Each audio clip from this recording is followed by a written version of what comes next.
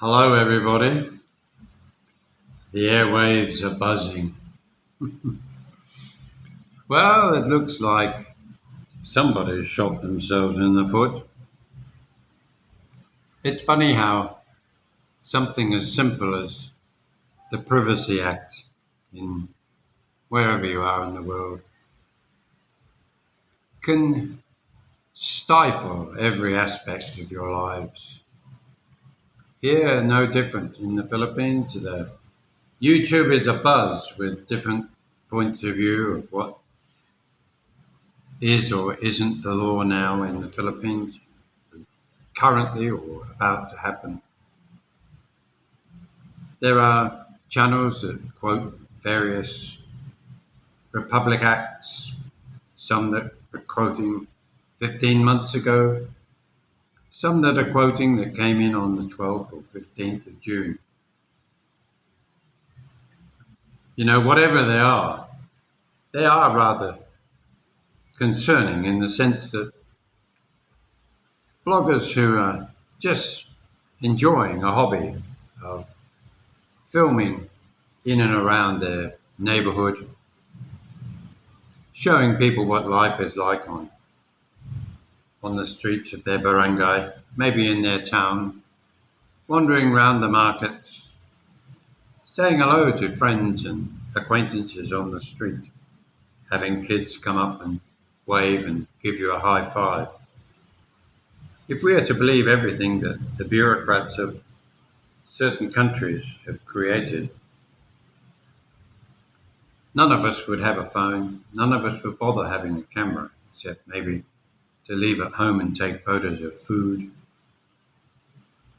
weddings. Again, you imagine a wedding photo following the law as it's written. You have a wedding photo.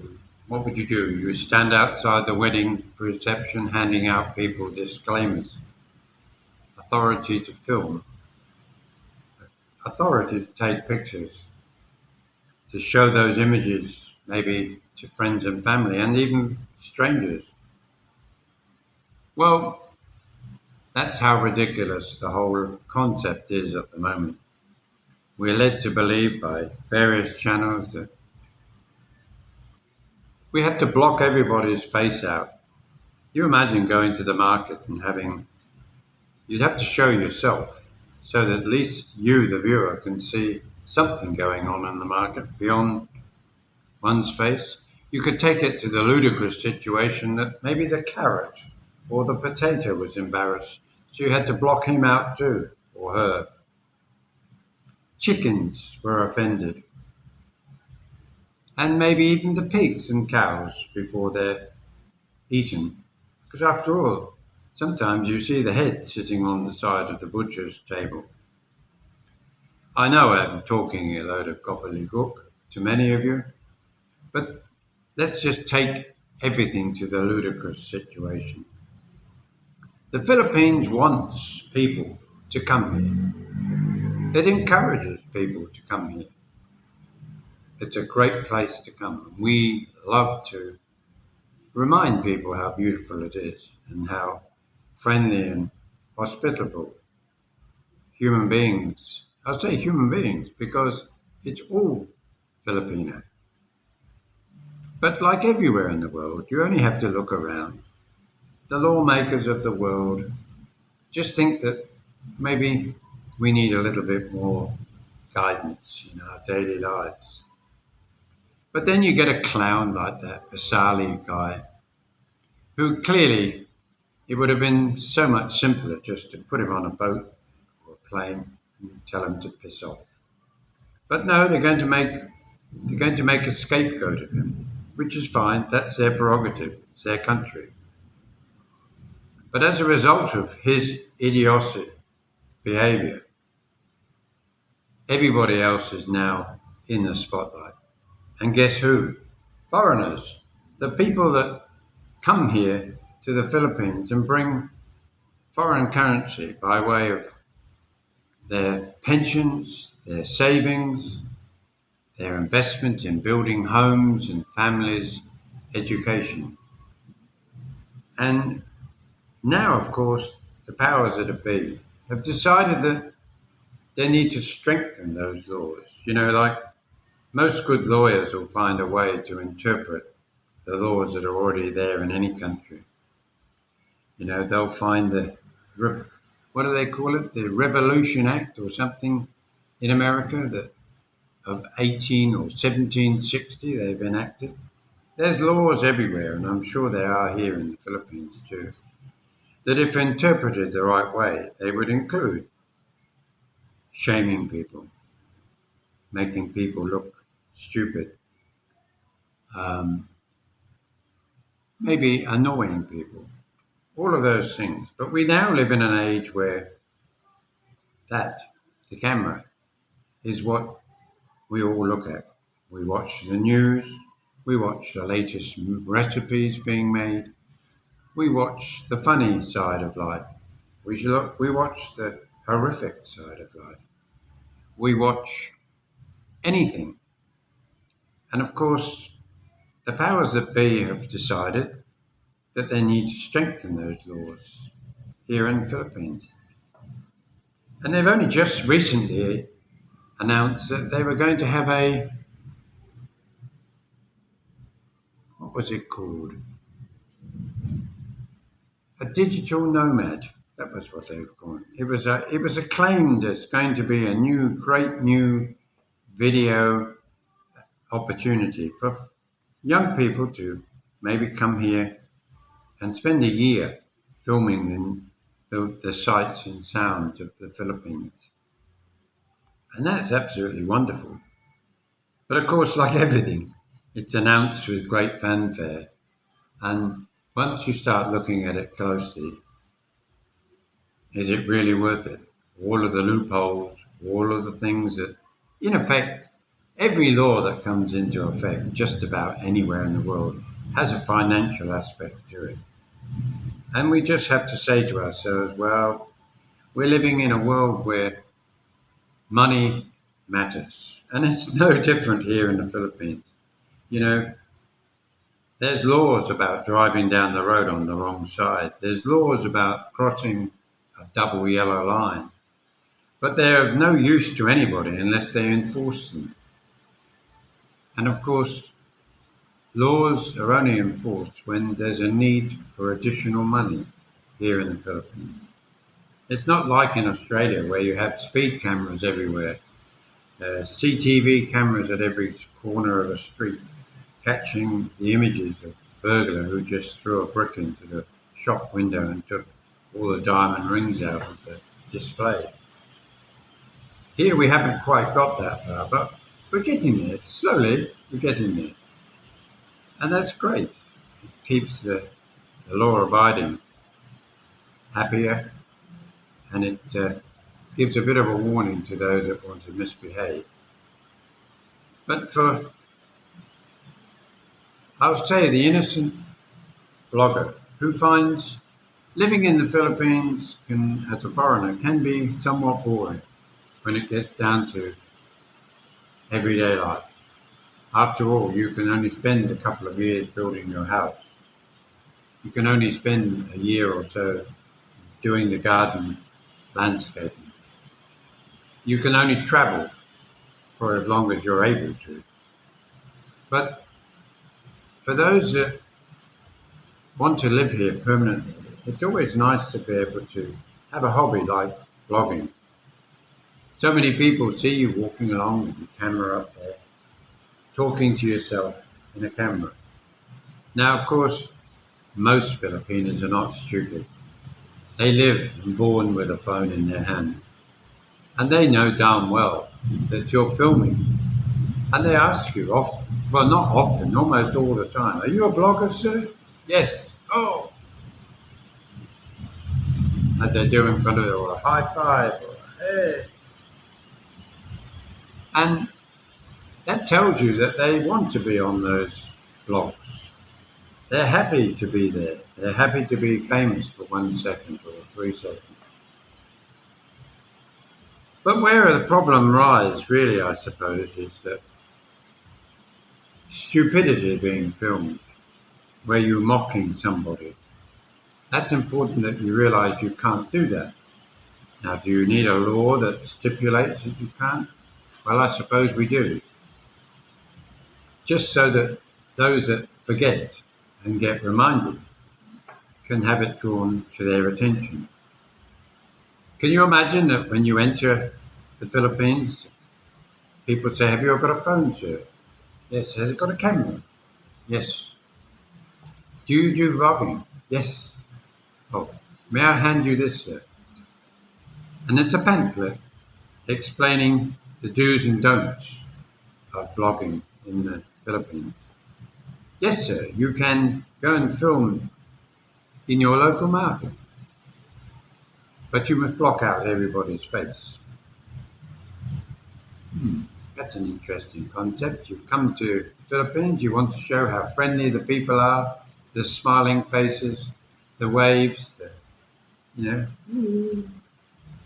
Can't show that. Oh, yes, you can, but there'll either be a smiley face or a blurred image.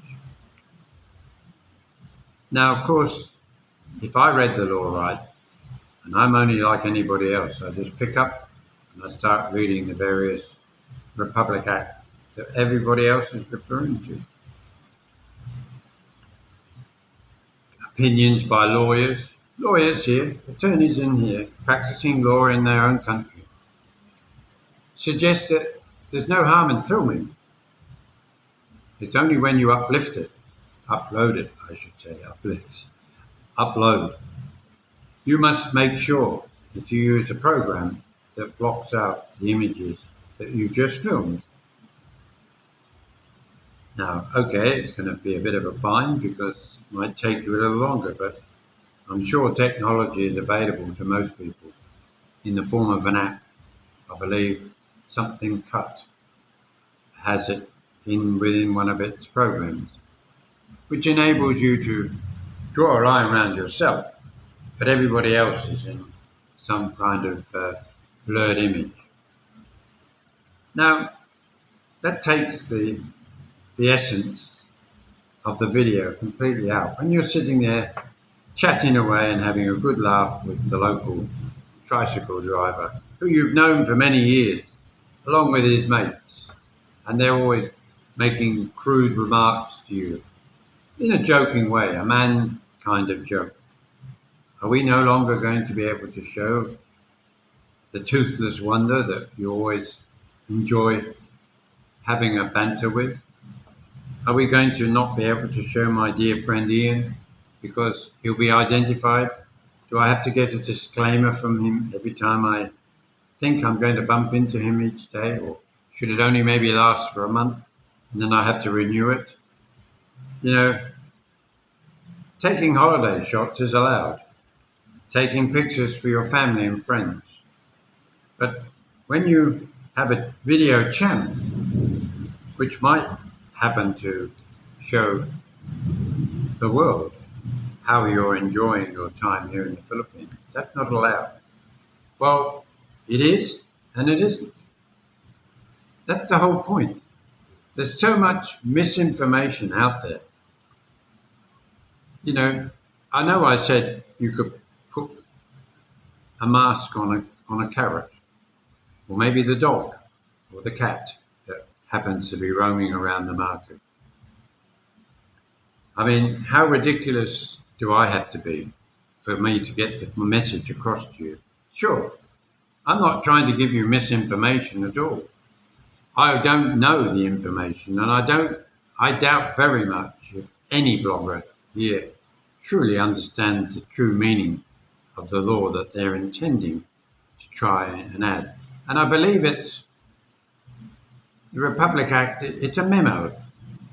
It's not the law yet, as far as I'm aware. And everything I've read on Filipino websites in terms of government directives, it's not actually a law. The memo might be attached to it.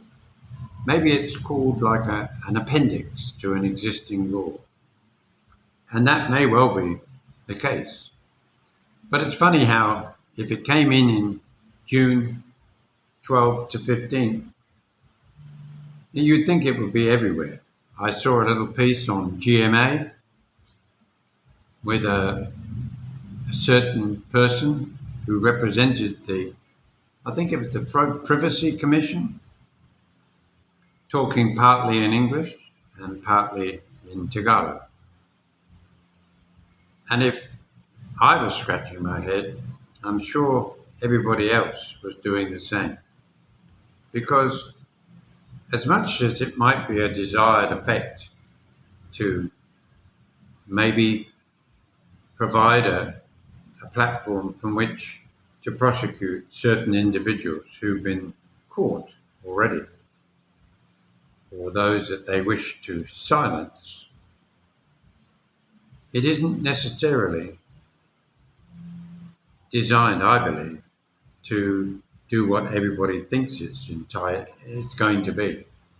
I think that what will happen, like most of these things, it will wait for somebody to get caught. When I say caught, for somebody to press the button, someone to bring the case. And it only needs one person, like Patali, to put that situation to the test. And just remember, here in the Philippines, there's only one judge. That's the judge you're standing before. We're not talking about him up there. We're talking about the man or woman whose job it is to decide whether you're guilty or not. And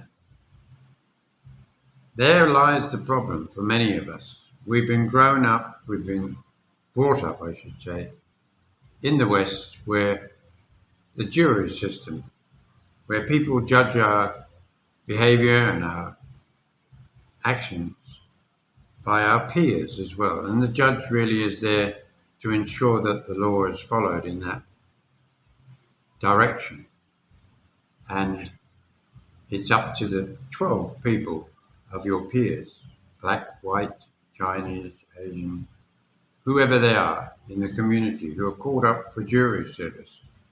But here in the Philippines, you just got one man. Now, we only have to look at movies and realize that some judges are described as lenient, some are described as harsh, some are described as middle of the road, good judges.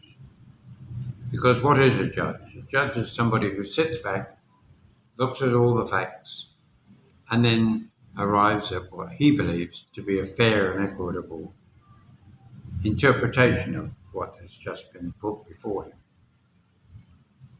So don't rely on you as a foreigner to necessarily be treated in the way that you might think you will be, because it won't. So therefore, what will happen? Well, if we keep pushing this wheelbarrow about difficulty of filming in the street, we're going to have videos that have got green screens behind us, black screens behind us, and we're going to just be talking to a camera. Some of them, maybe from Australia or America, will maybe decide before they come here to maybe register their channel in their home country. So therefore, they think they're going to be exempt from some of these rather unusual requests of different countries. But it's about behavior. That's how I see it. It's about behavior. It's about being realistic. There are people out in the community who don't really want themselves filmed. I can recall a time when I was just walking down the street and I'm saying, oh, look, 42 pesos, 53 pesos, 96 pesos a kilo. It was a rice shop. And the lady behind the shop, who I used to see every week, went like this. So I immediately commented, oh, somebody doesn't want to be filmed. That's fine. She turned her head. I didn't continue filming her in her request that she didn't want to be filmed. Now, when I saw her any other time, she was fine. She'd chat to me, talk and have a joke, no problem. But she just didn't want to be filmed. And there are people out there that do that. You can go anywhere in the world and you can be doing a street scene, just wide vision, going down a street, the Champs-Elysees as an example. And you can see couples coming up, and sometimes they'll turn their head or they might just go like that. Why? Well, they just don't want to be filmed. So therefore, do you do one of two things? When you edit the film, do you then block out that person, or do you just cut that piece out, or do you blur the image? I think that most people would not want to see videos with loads of blurred out images. So what I think will happen is that people will now start to make their videos in a way that if they're walking down the street, it'll be a wide angle view. They'll try not to slow down or focus on one particular issue. You won't be able to show necessarily the guy with the peanuts, unless, of course, you ask him first and he goes, yeah, like that, like that. That indicates that he was happy that you didn't mind filming him. You say, I'm on YouTube. It's okay, YouTube. Now you'll be able to do that, but for his sake, do we get like a disclaimer from him? We get him to sign it and find out his ID? I don't think so. When we go on a train and we're filming inside a train going around Manila, do we ask everybody, is it okay for me to just show the commuting in the morning in the Philippines? Half of them won't understand what you're saying. And those that will do, they'll be going, yeah, that's okay. So we have to be realistic. There's no reason to panic. Just carry on doing things. We may well find ourselves being a bit cautious. I think the ones that will be more scared about it, more scared, that doesn't sound good grammar, but those that will be more conscious of their behavior, I think, will be the young Filipino who have all of these channels that in effect exploit each other. And I wonder if they'll be seeking written approval or notifying the people that they're being filmed all the time, maybe without their permission. But interviews in the street, does that mean that Filipina P is going to have to get people to sign lots of bits of paper and put those pieces of paper in little folders and say, well, that's video number 53. These are all the signed authorities, taking, of course, a photograph so she can identify the person who's given their authority. I mean, come on, guys. Don't be so quick to jump on the bandwagon. A lot of the people who do these videos and highlight them at the start are often just looking for clicks. If you want to be informative, you have to look at all aspects of it. Don't just automatically assume that you know everything. I certainly don't profess to know anything. All I'm doing is trying to point out to you that you're going to have to be more careful. And that's all we can do. It's like walking across the road. We've got to be more careful. Don't assume that you're on a pedestrian crossing and the traffic's going to stop, because it won't necessarily. Even when you think it is, it doesn't necessarily. And if you get run over and killed, well, that's the net result. So my feeling is about all of this at the moment is wait and see till a proper person in authority who's challenged, who's questioned, who's maybe a lawyer who's come on one of the channels. Maybe one of the channels can get a lawyer to come on who isn't just putting the fear of God into everybody, just takes a more practical, realistic approach for bloggers in the Philippines who come here and maybe stay here and have it as a holiday activity, or maybe even just a permanent hobby when you're here retired. So take a deep breath, start to relax. By all means, obviously, go and watch all of the conflicting points of view. They're all over there. We've got one guy in Thailand telling us stuff. We have another guy, Philippine, something or other channel. We've had, there's Philippine Antics have talked about it. You name it. Everybody's talked about it, including myself. So have a moment of thought. Just be sensible when you're filming. Don't go filming people who are half naked. Don't go hanging over the wall to film a young lady having an early morning wash. You know, we really don't need to see that. It's everywhere. We can see it anywhere. I mean, you can sit on a jeepney and you see ladies breastfeeding their children. Are you going to film that too? I did see in one of the parts from a lawyer, you're not allowed to film on a jeepney. I didn't know that. So that's important to remember. And I've seen recently people getting into jeepneys. I won't say who. Just be careful, guys. Some people may take offense. And it's important that we remember we're guests in the Philippines. Always will be, will never change. If you like this video, don't forget to give us a thumbs up. And the rain is coming. The rain is here. Bye now.